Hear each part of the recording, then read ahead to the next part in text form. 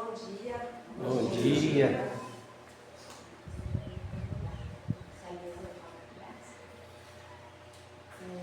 Jesus nos abençoe. Eu vou começar a nossa reflexão lembrando uma história que eu tenho certeza. Vocês do fundo estão me ouvindo?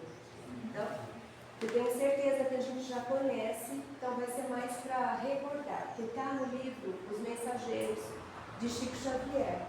E é bem conhecida a obra dele, principalmente essa coleção do Nosso Lar. Conta a história do que o personagem ficou conhecido como Otávio. Vocês lembram? Da reencarnação do Otávio.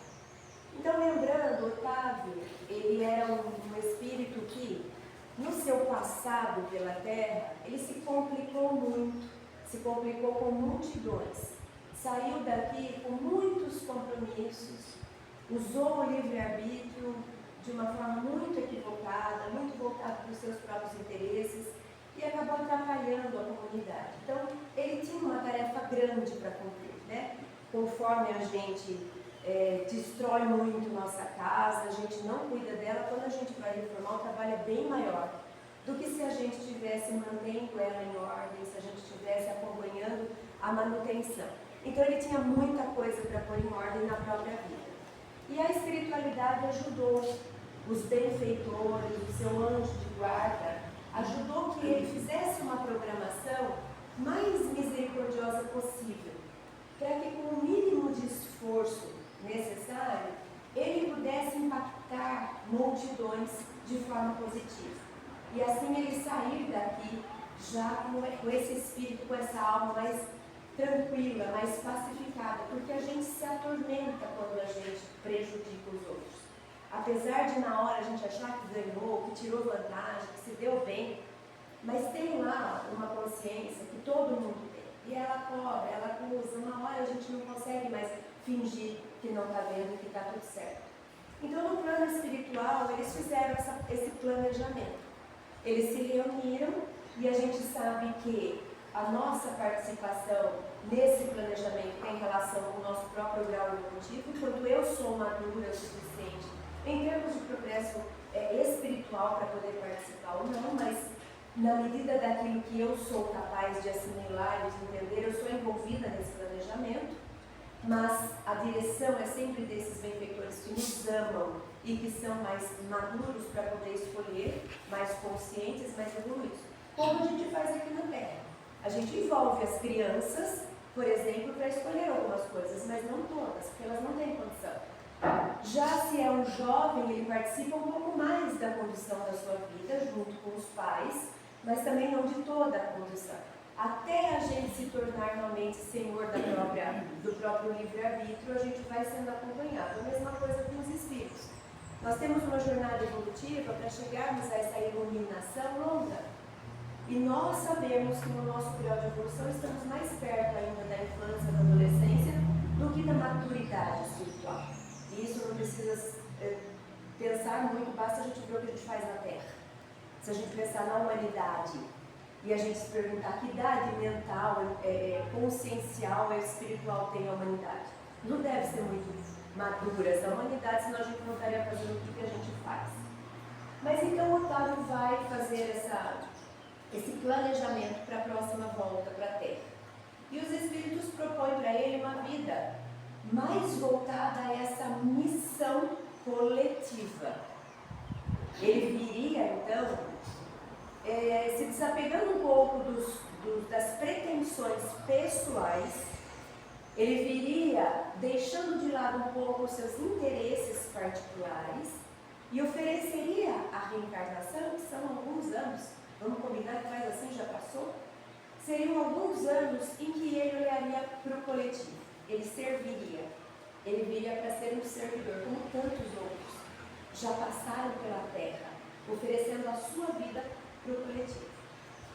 Quando ele estava no plano espiritual, com consciência das suas vidas passadas, dos seus compromissos, com a consciência pesada, ele agradeceu, de joelhos, porque foi um planejamento muito cuidadoso.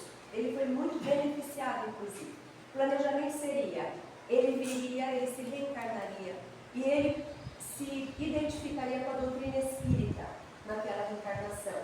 E dentro da doutrina espírita, ele seria um médium, como foi Chico Xavier, e o que ele impactou a comunidade, como foi Divaldo Franco, e as milhares e milhares de vidas que ele impactou.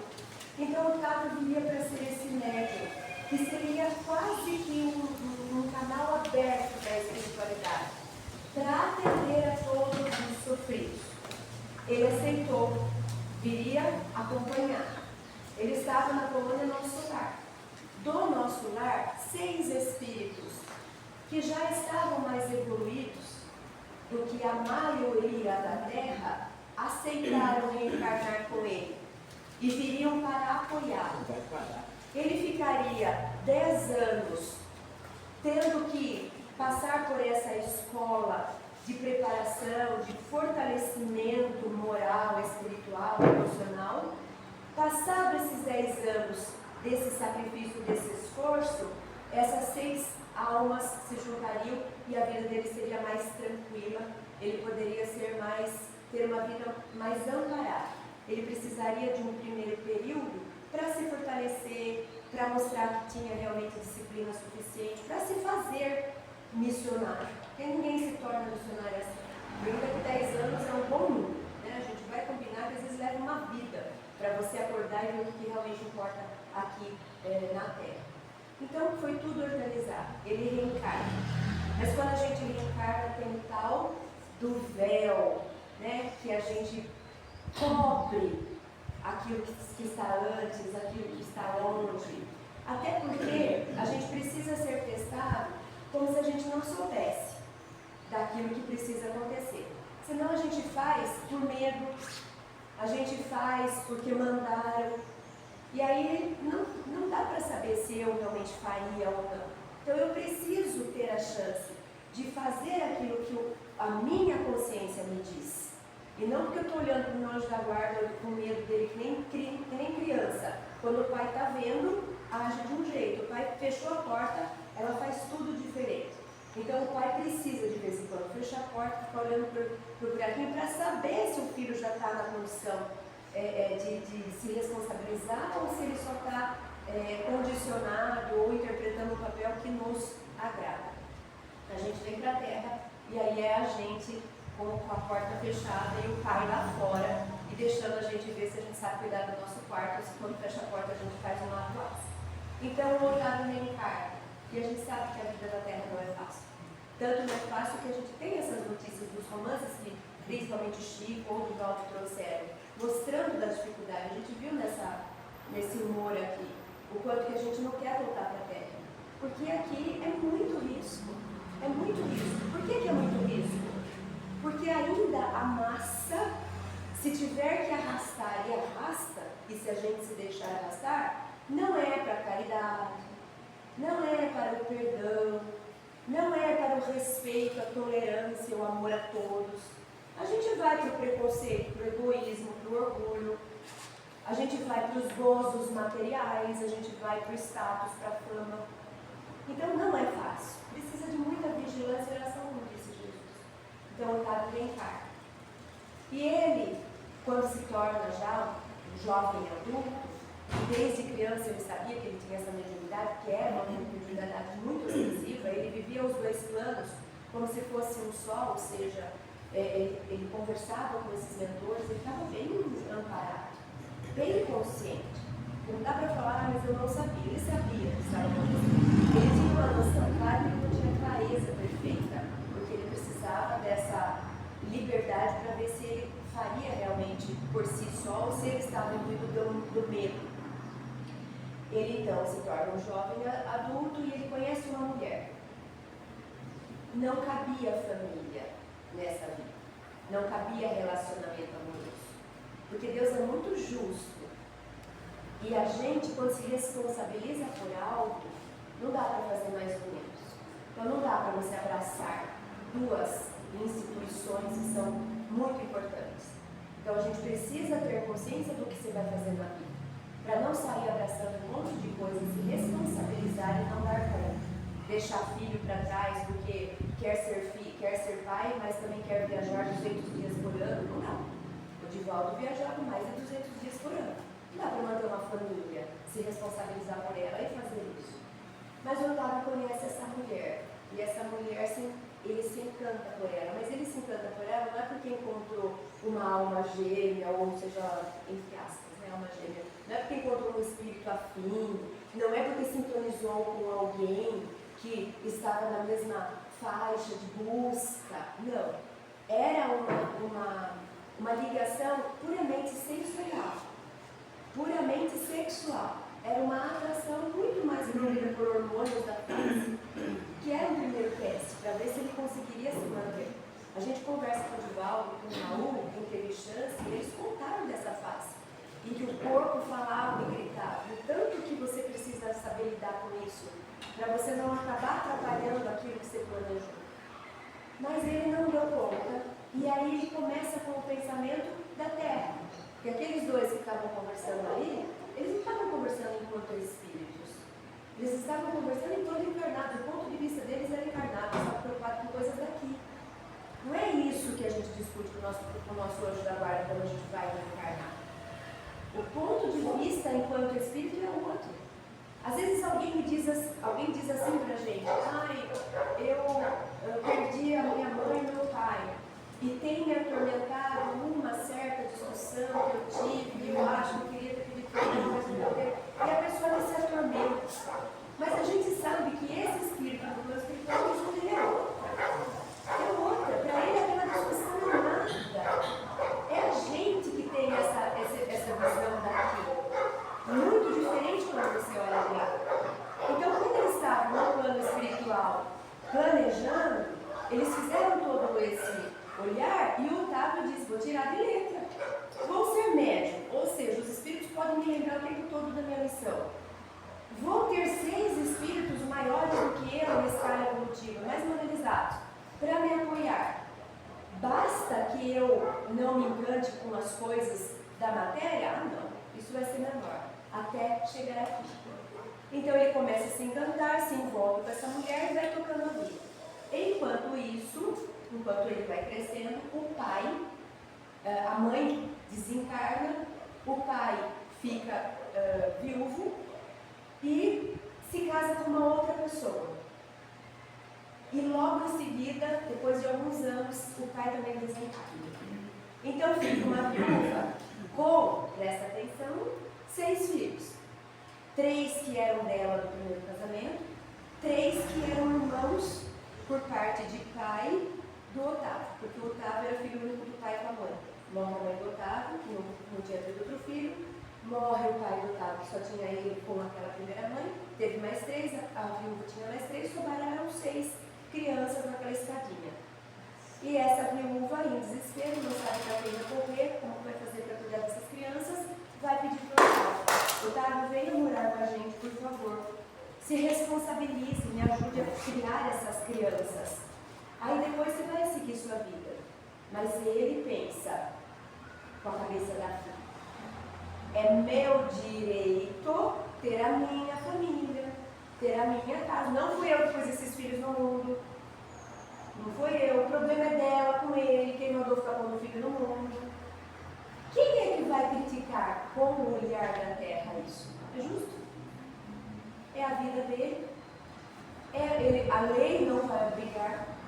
Ninguém vai condenar. A gente vai no máximo lamentar, porque vai ter pena. Porque vai ter pena das 6 crianças, da senhora viúva.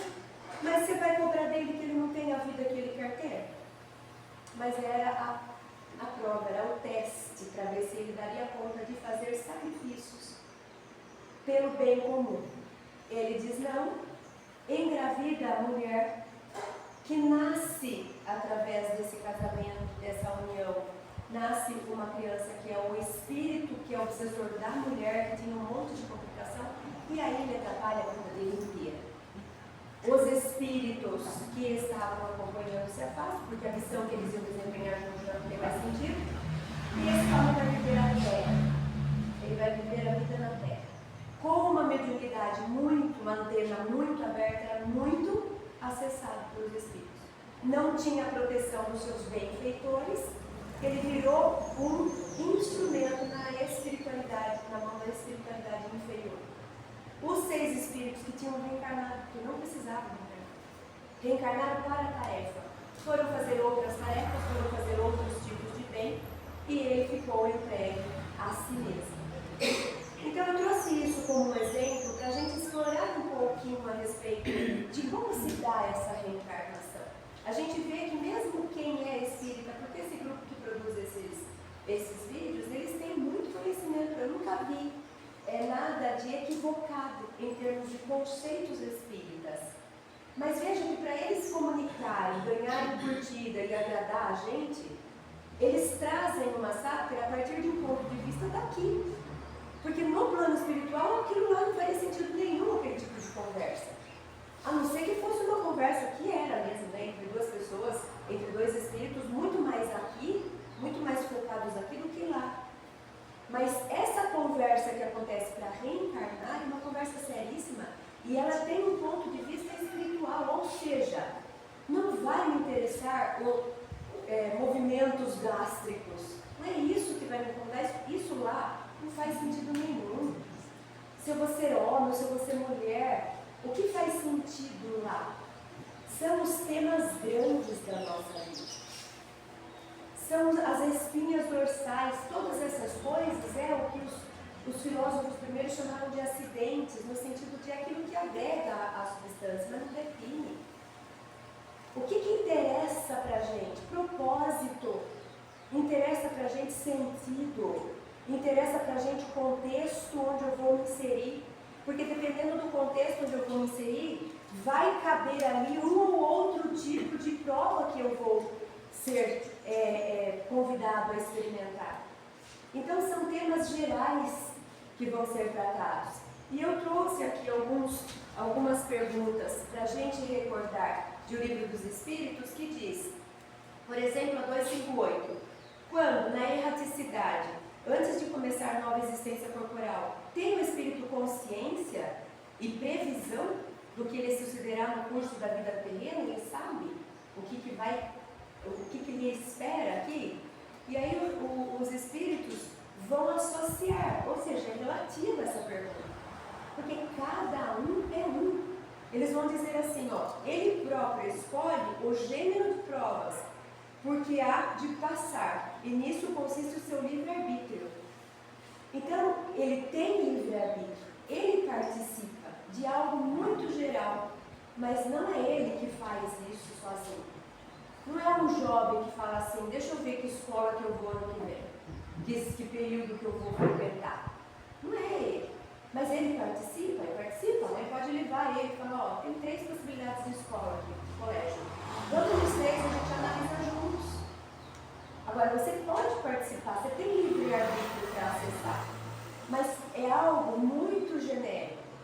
A gente que fica fazendo piadinha do tipo, na minha próxima vinda eu vou entrar na fila de ser magra, eu vou entrar na fila de ser rica. Né? Isso é a cabeça nossa, de novo. Que critério que eu estou usando para falar de plano de vida na Terra? Matéria, corpo, dinheiro, profissão. Para o espírito tanto faz a profissão. Se eu, enquanto espírito, pensar assim, puxa vida, faz 10 vidas que eu sou orgulhosa. Eu preciso de um tratamento de choque. Ótimo! Tratamento de choque na lista, vamos lá. Aí eu chego aqui e eu vou ocupar a profissão mais desvalorizada para a Terra. Mas para o espírito, talvez seja a reencarnação definitiva para esse progresso acontecer. Porque vai ser a mais desafiadora. Porque vai exigir de mim um monte de virtudes que eu vou ter que desenvolver. Paciência, principalmente, tolerância para aguentar o tanto de gente que vai tirar sarro, humildade para entender que realmente a situação que eu estou não é grande coisa. Eu vou ter que trabalhar com uma força interna para eu não querer desistir da vida, para eu não ficar xingando todo mundo, que é culpa de todo mundo, para eu não querer enveredar no caminho mais fácil, que está difícil conseguir dinheiro, mas tem uns jeitos aí que rapidinho eu consigo. Corre risco, mas vale a pena. É muito desafiadora essa reencarnação. Agora, se eu olho para o olhar que o corpo tem, que a matéria tem, a gente vai falar assim, e a gente fala, o que aprende uma pessoa que está nesse nível de status? Vai, experimenta para ver o que aprende. É que a gente está querendo que aprenda o quê? Coisas daqui.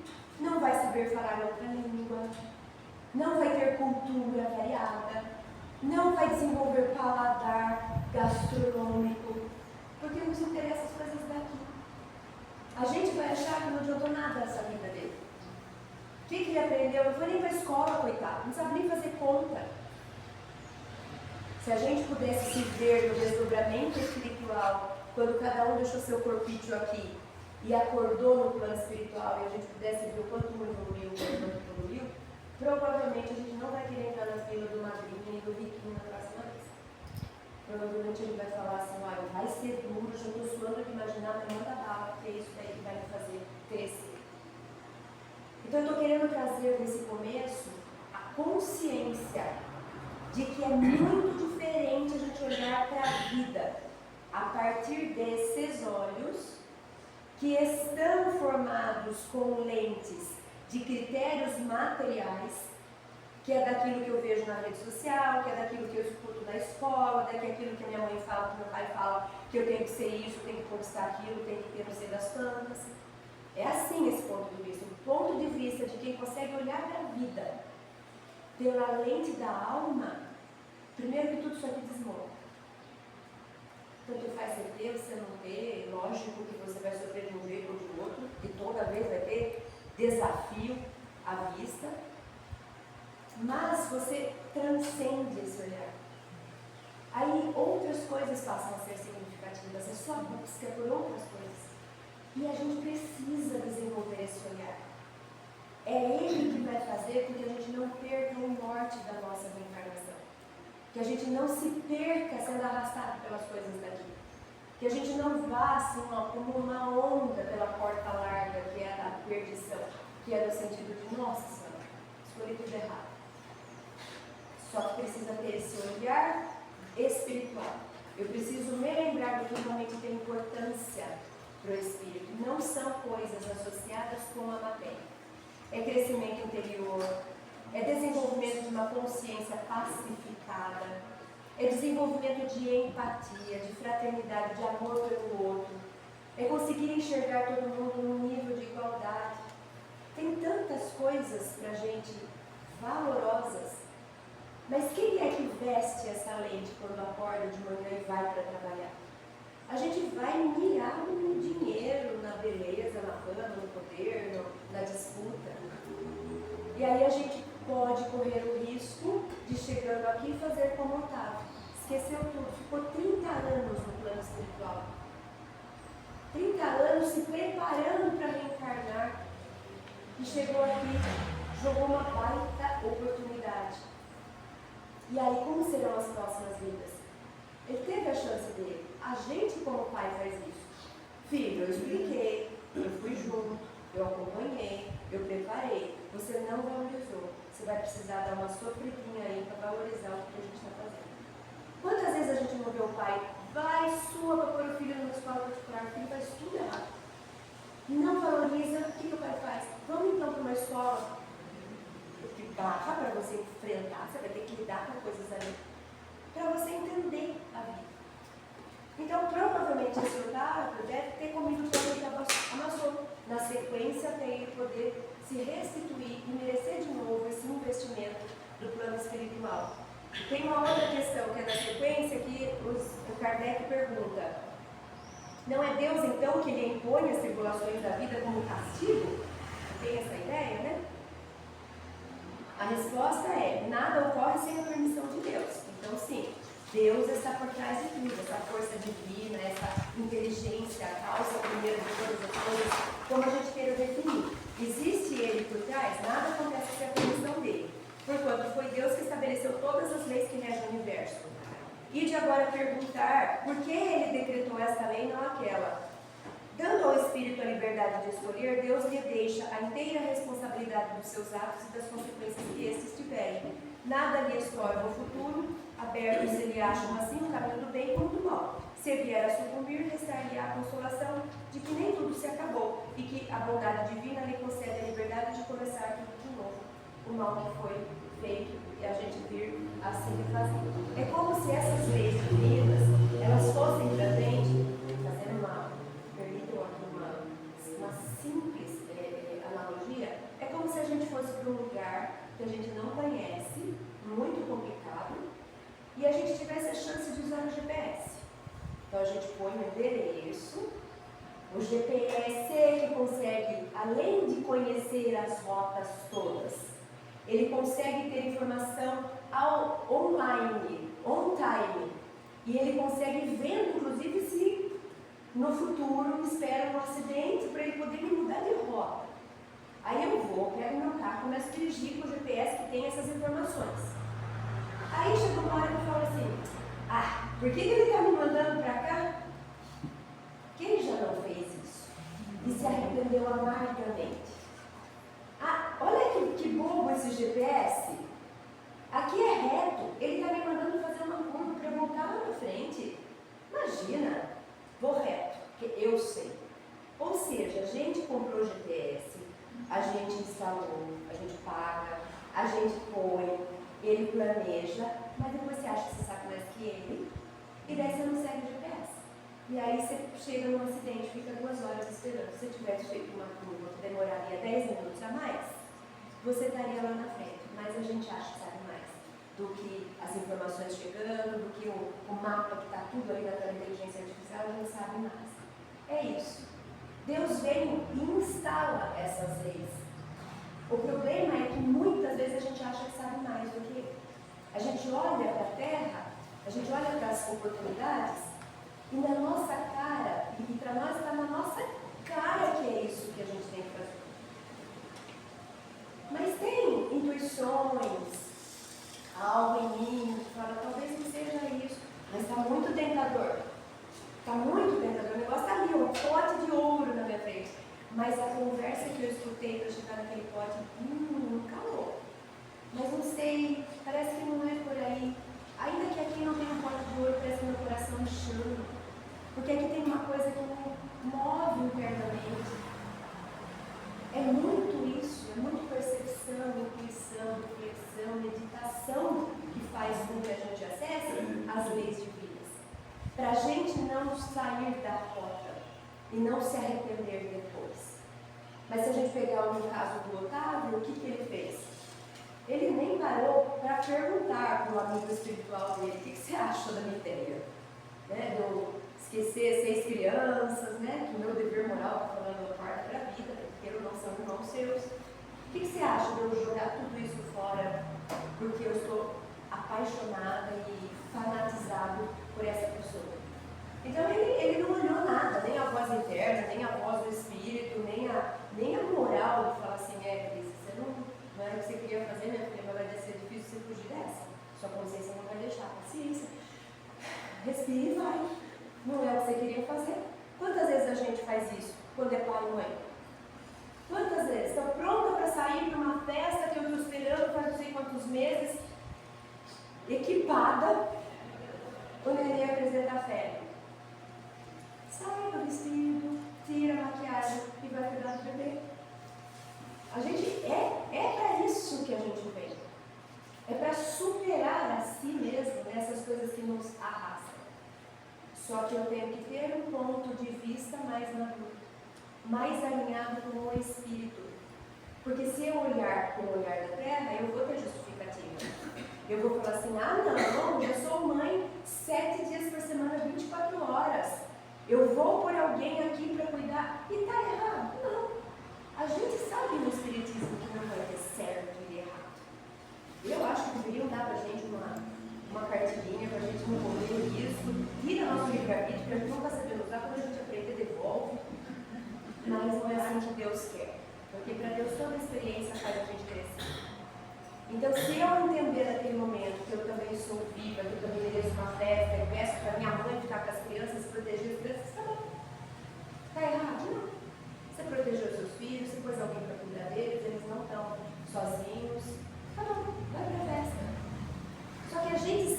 maturidade vai vir um dia, e é natural que você questione, você fala, que bobagem. Vai conversar com alguém que é mais velho. E a pessoa fala, nossa, antes pra mim tinha coisa que era tão importante, hoje eu vejo que não tem substância ali, era muito mais uma coisa de sensorial. Então não vai ter certo e errado. Eu gosto sempre de citar, tem uma cena do Kung Fu Panda, que tem muitos ensinamentos no Kung Fu Panda. A gente que assistia filminho com as crianças, mas tem umas coisas muito interessantes. E tem uma cena que tem dois mestres que estão conversando. Os dois mestres do Kung Fu. Um pouco mais velho era uma tartaruga e um pouco mais novo, que eu acho que era um panda vermelho, uma coisa assim. Aí ele vai procurar o mais velho porque ele está desesperado. E ele está desesperado porque o do mal fugiu da prisão. Tinha um tigre lá, muito. E ele chega e fala para o mais velho: mestre, traga más notícias. E o mestre fala assim: más notícias? Não existem más notícias. Existem notícias. E o que ele quis dizer? Quem diz que uma coisa é boa ou mal? O nosso critério de avaliação. Lembra daquela outra historinha que a gente conta na evangelização? Que era uma vez um pai que morava com seu filho num pequeno sítio e tinha um cavalinho que estava ficando velho e o vizinho falava assim: ih, quero ver vocês quando esse cavalo morrer. Quero ver o que vai ser de vocês. Um dia surge uma tropa de cavalos selvagens, viris, e entram no piquete dele, fecha a porteira e agora ele tem uma tropa inteira de cavalos. Aí vem o vizinho e fala assim: nossa, deu sorte, hein? Agora você tem os cavalos mais bonitos de todos nós. Poxa, de sorte. E o pai sempre fala assim: não sei, vamos ver. É sempre ele questionando: isso é uma boa notícia? Ter só um cavalo é uma boa notícia? Não sei. Ter uma tropa de cavalo é uma má notícia, uma boa notícia? Não sei. Aí o tempo corre, o filho começa a amansar os cavalos, leva um touro e quebra a perna de um jeito horroroso. Aí vem o vizinho: se eu não tivesse os cavalos, se tivesse o coelhinho lá, seu filho não ia estar machucado. Que má notícia? Eles falam: não sei, vamos esperar. Aí o rei entra em guerra, ele sai convocando os jovens, o filho dele não vai para a guerra porque estava machucado, o filho do vizinho vai, e vem o vizinho: que sorte a sua! Então a história pode continuar para sempre, porque ela traz exatamente essa crítica. E a gente sabe disso. Nossa, aconteceu uma coisa que foi uma tragédia, depois eu vi que graças àquilo, outra coisa que poderia ter sido pior não aconteceu, ou graças àquilo eu conheci alguém que me levou para não sei o quê, mas a gente quer ficar com certeza do nosso ponto de vista. A gente não é capaz de lembrar que nós estamos dentro de um carro e a gente não sabe as formas, não temos o mapa e não somos capazes de prever o futuro para saber se é aceito ou não. Para de querer controlar a vida. Para de ficar no carro olhando o que tem lá nas estradas. Siga o GPS hoje. Foca o seu planejamento hoje. Não nos cabe tentar entender e abarcar esse todo. Mas se a gente conseguir manter a atenção hoje, a gente tem mais espaço mental para captar as boas inspirações que vêm de si mesmo, do próprio Espírito, que vêm dos anjos, que vêm da vida. A gente é capaz de saber se movimentar mais, porque a gente está consciente. Eu estou vivendo no meu potencial máximo isso tem errado. Mas se eu ficar tentando antecipar, veja o que eu estava feito. Eu estava imaginando uma vida inteira sem poder ter um relacionamento. Aí ele surtou, falou nada disso, jogou tudo fora. Se ele tivesse falado: deixa eu esperar só mais um dia, eu não vou decidir só mais hoje, só mais um pouquinho, talvez ele tivesse tempo para amadurecer, tivesse mais chance de fazer uma boa escolha. Mais uma perguntinha. 259. Do fato de pertencer ao Espírito, a escolha do gênero, já que a gente faz essa parte, a gente participa do gênero das provas, que deve sofrer, seguir-se-á que todas as tribulações que experimentamos na vida, nós as previmos e as escolhemos? Foi tudo feito com o mínimo de detalhes? Deus vai saber se eu no dia tal vou tropeçar com tal pedra? Foi planejado nesse nível? A gente sabe que não. Todas não. Por que não escolhestes e previstes tudo que vos sucede no mundo até as mínimas coisas? Você escolhe o gênero das provações, as particularidades são consequências da posição que vos achais, e muitas das vezes das próprias ações. Eu vou fazer e não vou colher, senão não teria livre-arbítrio. Se não existisse um destino traçado, a gente só seria um robozinho que cumpre um programa que alguém instalou na gente. Não tem programa instalado, tem livre-arbítrio, tem planejamento, é diferente de programação. Eu não fui programado para viver na Terra, eu fui planejada como viver na Terra. Foi feito um planejamento porque se eu falar assim, vou sair viajando, se eu for sair viajando sem nenhum planejamento, eu corro muito mais risco. Vai ser muito menos produtiva a minha viagem, apesar de ser uma aventura maluca, mas eu não vou colher benefícios como eu poderia se eu tivesse planejado. Eu encurto o tempo, eu tenho chance de fazer coisas menos caras, eu posso estar em lugares com mais segurança, eu posso tirar proveito sabendo que naquele lugar o que é melhor para eu ver. Planejamento é inteligente, não tira livre-arbítrio de ninguém. Inclusive o livre-arbítrio está na hora do planejamento para escolher se eu vou para a Europa, para os Estados Unidos ou para o Brasil. Então a gente planeja, mas a gente tem um programa para a gente vir aqui ser robozinho fazendo o que precisa. Então, os acontecimentos secundários, eles se originam das circunstâncias da força mesma das coisas. Previstos só são os principais, aquilo que inclui no destino, que é o que a gente chama de sentido de vida, de propósito. Isso sim é uma coisa que a gente já planejou antes, e se a gente tentar se conectar com isso, a gente tira maior proveito da reencarnação. Por quê? Porque a nossa reencarnação foi planejada para ele. Ou seja, as coisas já estão no lugar. Se eu falo assim, vou fazer uma viagem, eu vou com uma agente de turismo, planejo tudo para ir para a Europa. A hora que eu estou no aeroporto, eu olho lá, Las Vegas. Aí quer saber? Eu vou atracar. Tá bom, vai e se vira. Só que você perdeu a chance de tirar proveito de algo que tinha sido tudo feito para você. Você vai correr mais risco, você vai gastar mais dinheiro, você vai passar mais apuro. Tudo bem, vai aprender do meu jeito. É isso que é bom. Se a gente se desconectou de tudo, vai aprender. Talvez por um caminho que doa mais, mas a gente vai conseguir.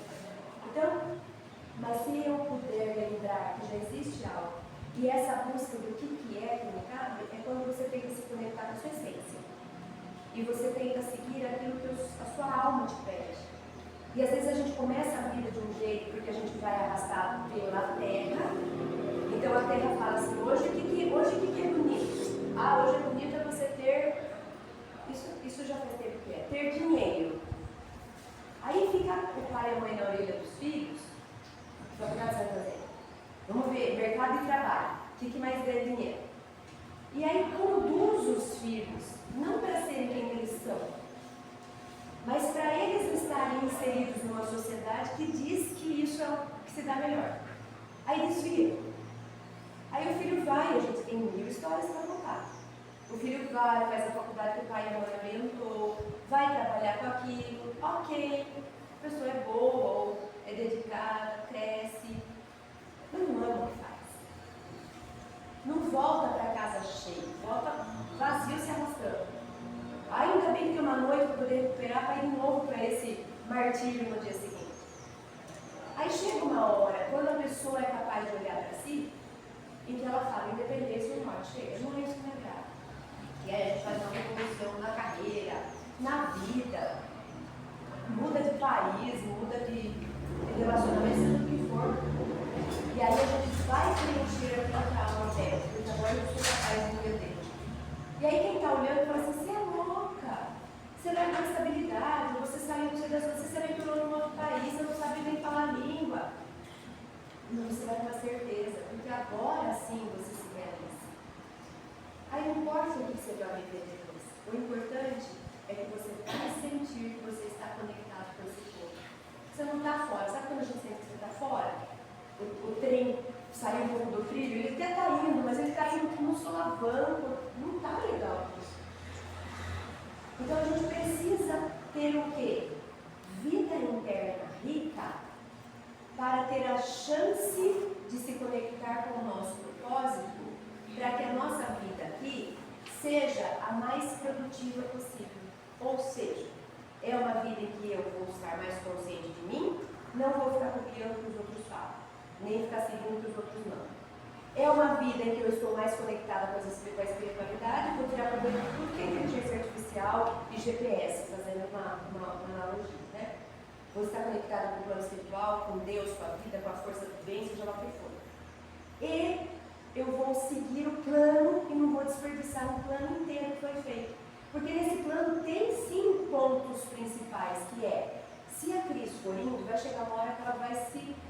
Tudo está confabulando para ela encontrar aqui com tal escola, com tal curso, com tal profissão, com tal pessoa.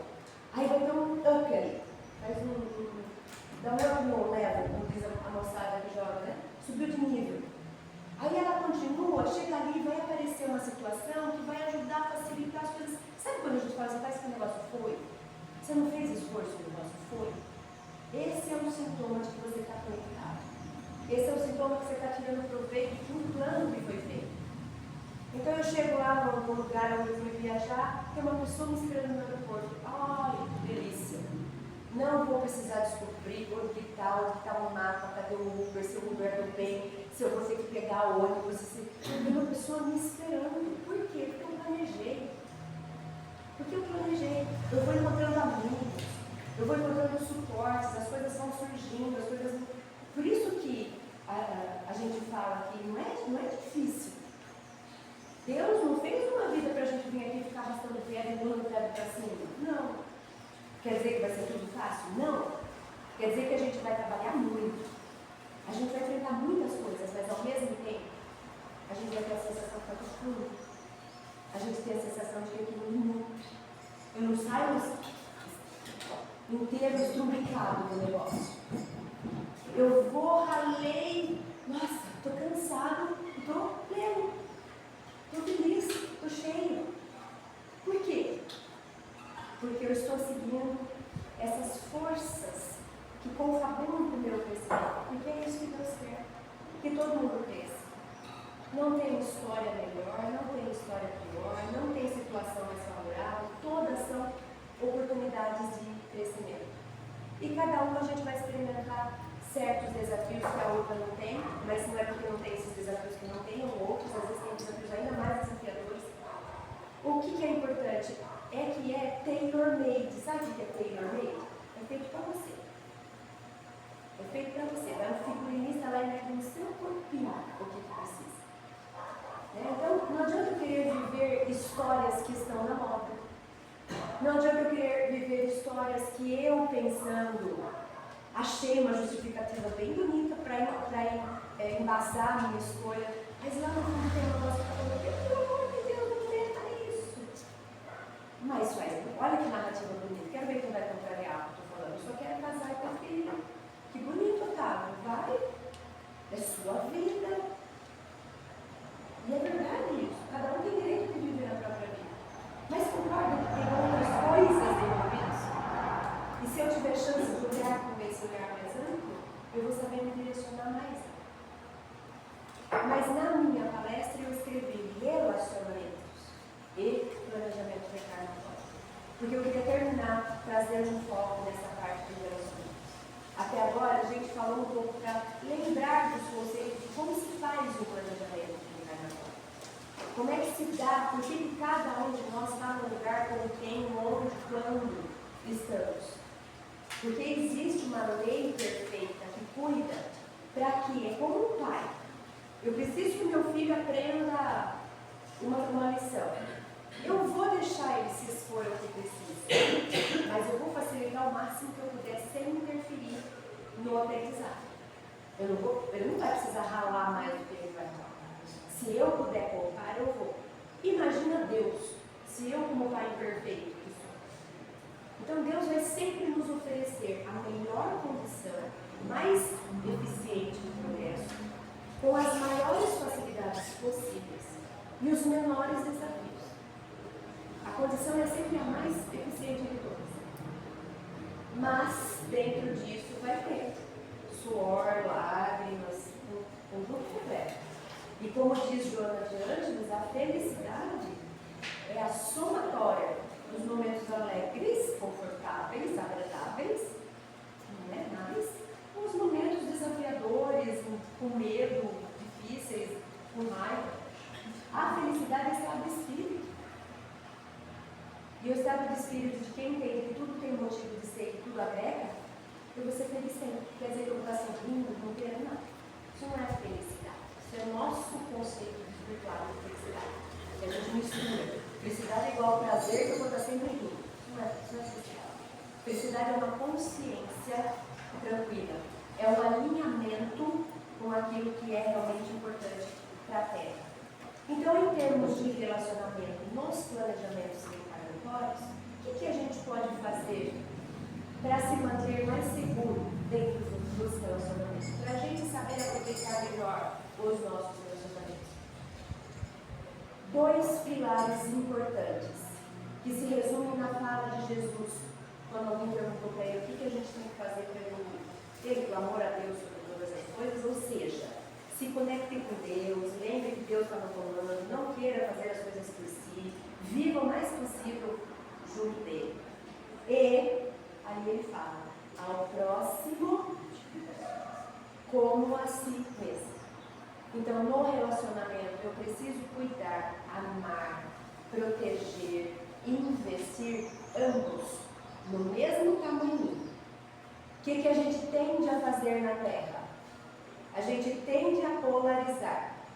Ora eu tenho um perfil, um tipo de personalidade conflitiva que me arrasta para um, e aí eu caio em mim, o outro perde força, então meu foco maior é em mim, aí eu caio no orgulho, no egoísmo, no narcisismo, na vaidade, no interesse pessoal.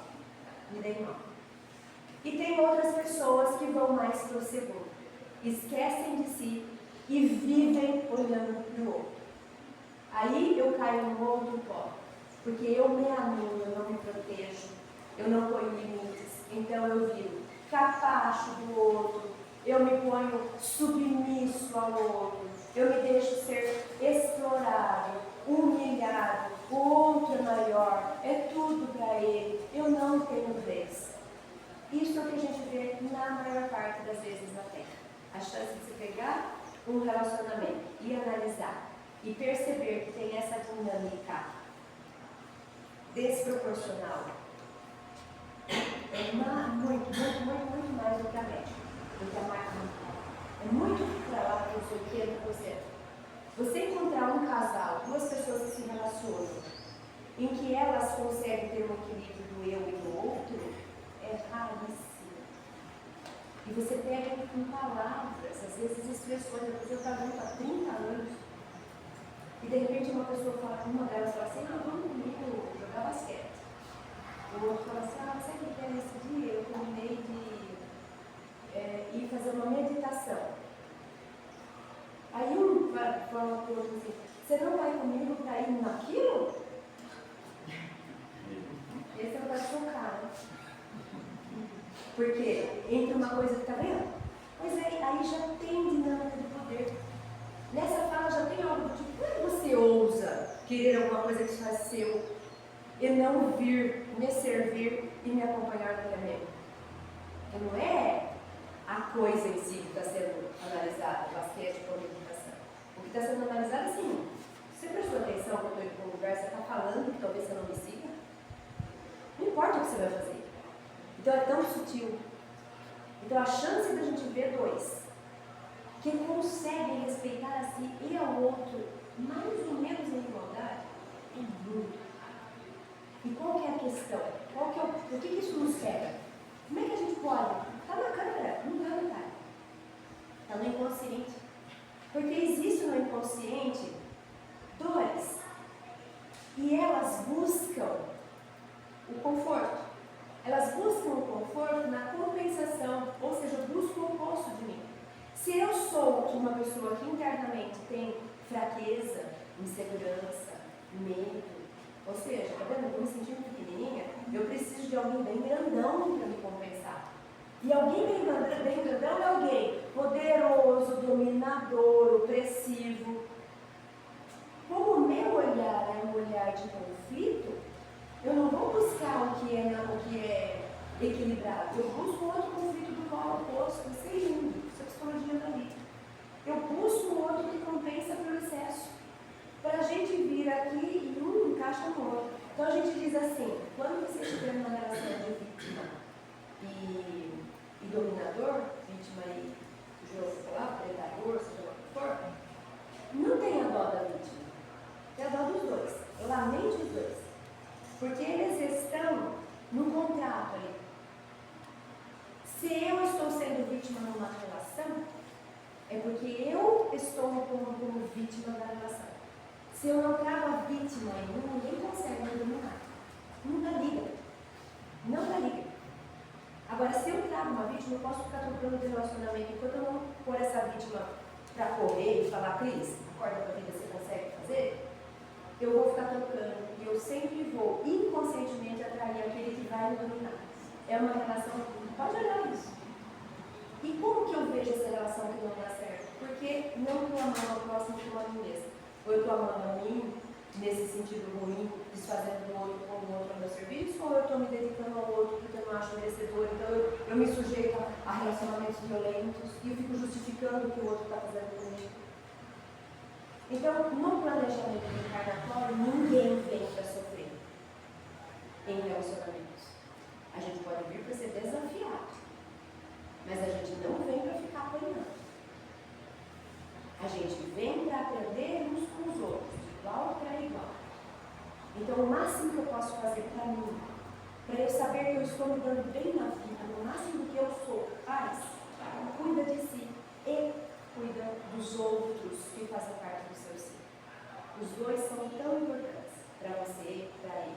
É a melhor lente que eu posso pôr para vigiar como eu estou me relacionando com as pessoas, para que a gente possa aproveitar melhor a oportunidade da reencarnação.